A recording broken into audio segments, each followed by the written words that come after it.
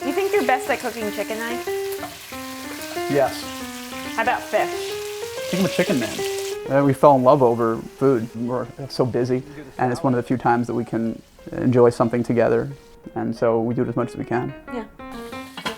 Isaac and I met at a softball birthday party for Isaac's childhood friend and my then roommate. She looked beautiful, of course, and she was the pitcher. We were on opposite teams. I used to be a pitcher in high school, and so I brought my skills to the game and struck him out. And everyone else. Everyone else.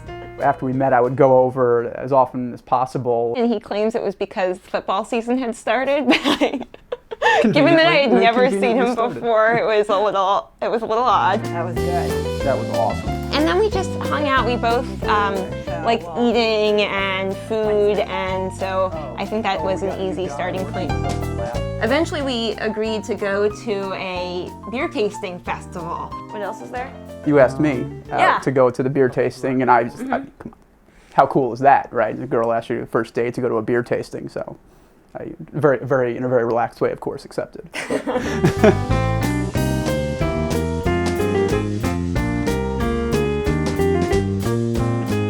During the first year that we were together, Ellie and I had an ongoing cooking competition. And I think it started like everything else that started between us, which was me scheming to spend more time with Ellie. All right.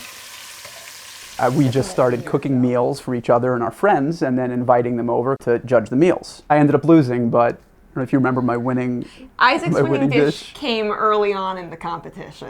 And I think the competition continued just to humor him. So I'm going to bring all those sweets to lab. I think to know Ellie is to love her. And the more I got to know her, the more I realized that I didn't want to be with anybody else. And I always wanted to be with her. So I told Ellie to meet me at the Metropolitan Museum.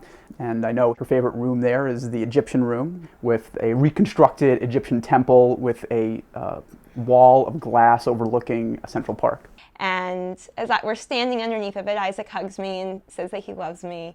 And his heart was beating so fast that I thought that something was wrong. And then he kind of went down on his knee, and I thought, oh my goodness, we're going to need to get some medical help. I was still nervous. I was really excited by the prospect of marrying her, and I was really happy to ask her and to hear her answer. I said yes.